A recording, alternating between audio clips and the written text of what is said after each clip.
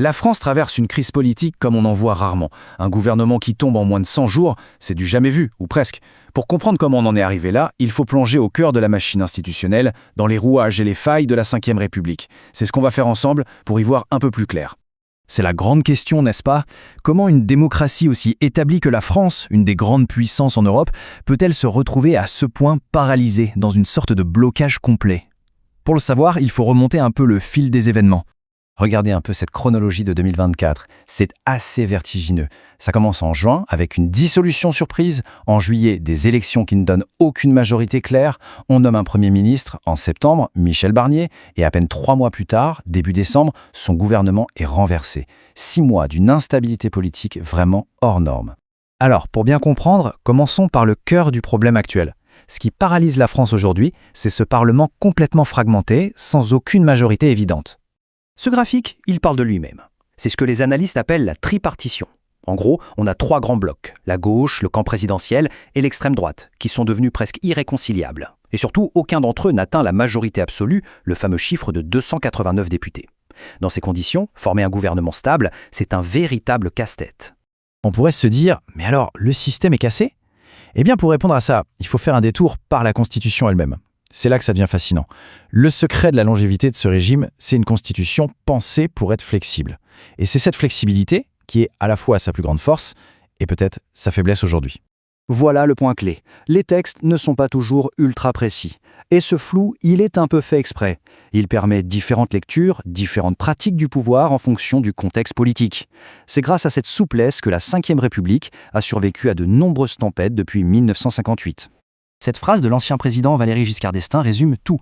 Chaque président, en fait, a interprété la Constitution à sa manière, en tirant sur les coutures mais sans jamais la déchirer.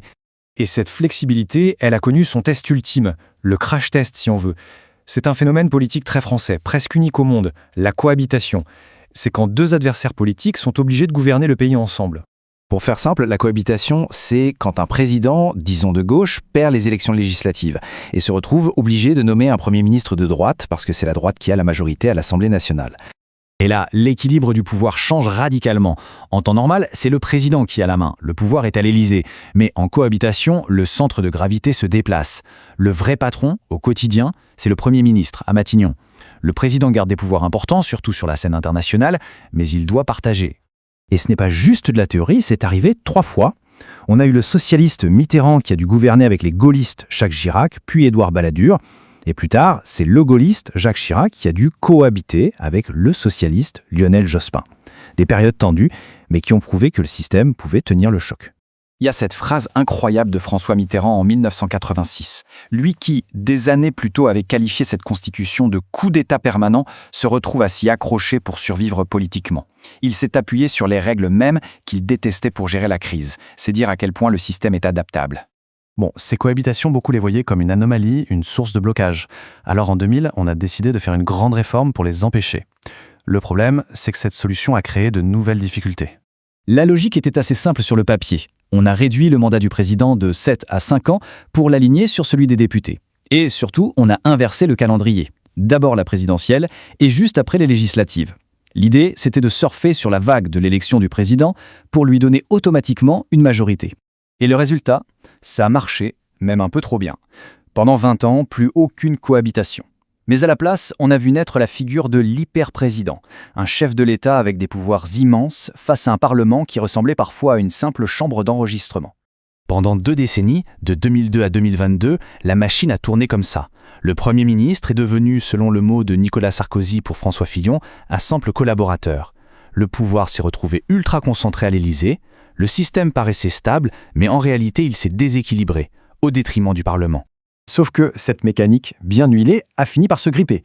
Et on arrive à la période actuelle, 2022, et de manière encore plus spectaculaire 2024, ont marqué un véritable point de rupture. La stabilité apparente a volé en éclats. On en revient à cette fameuse tripartition.